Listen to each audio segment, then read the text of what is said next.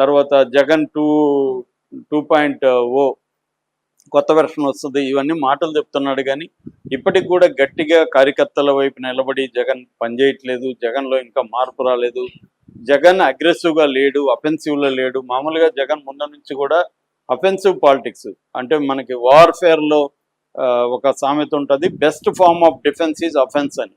నువ్వు డిఫెన్స్ పేరుతో నువ్వు సైలెంట్గా వెళ్ళిపోతుంటే వాళ్ళు కొడతానే ఉంటారు, నువ్వు కూడా తిరిగి ఒక దెబ్బ కొడితేనే వాళ్ళు తగ్గుతారు. కానీ నువ్వు దెబ్బ కొట్టకుండా దెబ్బల్ని కాసుకుంటూ తప్పించుకొని తిరుగుతా ఉంటే వాళ్ళకి ఈజీ అయిపోతుంది. అందుకని best form of defence is offence అనేది వార్ఫేర్లో ఒక ప్రముఖమైన ఇది. అది జగన్ ముందు నుంచి కూడా అఫెన్సివ్ పాలిటిక్స్ అనేది జగన్కి ఎక్కువ ఉంటుంది. నిజానికి చంద్రబాబు డిఫెన్సివ్ పాలిటిక్స్లో ఉంటాడు. అలాంటిది ఈ మధ్యకాలంలో జగన్ ఇటు మోడీతో కానీ ఇటు ఇక్కడ కానీ గట్టిగా ఢీకొంటున్నట్టుగా కనపడలేదు. నిజానికి చాలా ఆపర్చునిటీ వస్తాయి. ఫర్ ఎగ్జాంపుల్ ఇప్పుడు ప్రవీణ్ హత్య వచ్చింది, ఎందుకు వైసీపీ దాని మీద పెద్ద ఎత్తున చేయడం లేదు, దాని మీద మాట్లాడట్లేదు, దీని మీద విచారణ జరిపించాలని కానీ ఇంకోటి ఎందుకు చేయట్లేదు. అట్లాగే ఆ మధ్య ఆయన కాశీనాయన సత్రం కూలగొట్టారు, అది ఇప్పుడు మాట్లాడుతున్నాడు జగన్. అందరూ మాట్లాడి మనలాంటి వాళ్ళందరూ మాట్లాడినాక ఇప్పుడు ఆలస్యంగా మేల్కొని నిన్న మాట్లాడుతున్నాడు.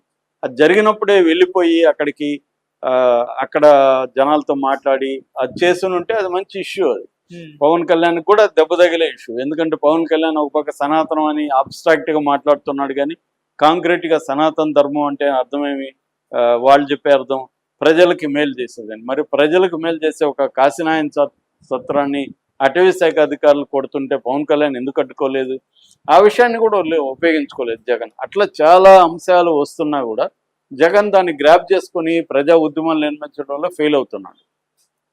అట్లాగే చంద్రబాబుతో కంపేర్ చేసినప్పుడు తమ నాయకులు అరెస్ట్ అయ్యి జైళ్ళలో ఉంటే ఇమీడియట్గా విడిపించుకునే ఒక వ్యవస్థ జగన్ దగ్గర లేదు. చంద్రబాబు మనం చూస్తే చాలామంది గతంలో నాయకులు అరెస్ట్ అయినప్పుడు, చివరికి రఘురామకృష్ణరాజులు అరెస్ట్ అయినప్పుడు అర్ధరాత్రులు కూడా జడ్జిల్ని లేపి మరి ఇళ్లలో కూడా బెయిల్ తెచ్చుకున్న సందర్భాలు ఉన్నాయి. లేదు ప్రైవేట్ హాస్పిటల్లో అచ్చెన్నాయుడు లాంటి వాళ్ళని రమేష్ హాస్పిటల్కి తీసుకెళ్లిన సందర్భాలు ఉన్నాయి. కానీ ఇవాళ చూస్తే మనకి వంశీని ఎలా వేధిస్తున్నారో చూస్తున్నాం, పోసాని కృష్ణమురళిని ఎలా వేధిస్తున్నారో చూస్తాం, జగన్ ఏం చేయగలుగుతున్నాడు. సో ఇది ఆ బలహీనతలంతా ఎప్పుడు బయటపడతాయంటే అధికారం లేనప్పుడు. అధికారం ఉంటే నువ్వు నీళ్ళల్లో చేపలాగా నీళ్లు ఉన్నట్టు, అధికారం లేకపోతే నీళ్లు లేని చెరువులో చేపలాగా మనం బయటకు వచ్చేస్తాం. మన బలమంతా అధికారం లేనప్పుడు కూడా నువ్వు ఉండగలగాలి, సర్వైవ్ కాగలగాలి, నీ కేడర్ని నీ నాయకుల్ని కాపాడుకోగలగాలి. అది జగన్ ఫెయిల్యూర్ కనిపిస్తుంది. ఇక్కడ ఆశ్చర్యం ఏంటంటే అంత జగన్ ఫెయిల్యూర్ ఉన్నప్పటికీ కూడా కింది స్థాయి నాయకత్వం, కింది స్థాయి కేడరు వైసీపీలో చాలా స్ట్రాంగ్గానే ఉంది. దీనికి ఒక కారణం ఏంటంటే వీళ్ళు ఇల్లీగల్గా అరెస్టులు చేయడం, దౌర్జన్యపూరితంగా వాళ్ళ మీద దాడులు చేయించడం, దీనివల్ల వాళ్ళ కసి పెరిగింది.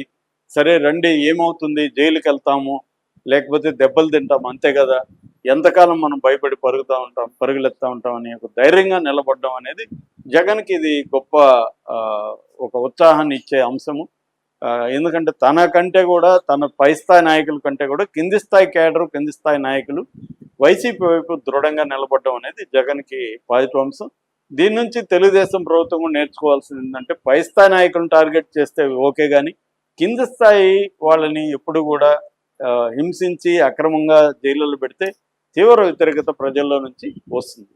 అది చంద్రబాబు ప్రభుత్వం కూడా గుణపాఠం తీసుకొని తన స్ట్రాటజీని మార్చుకోవాల్సిన అవసరం చంద్రబాబు ప్రభుత్వానికి కూడా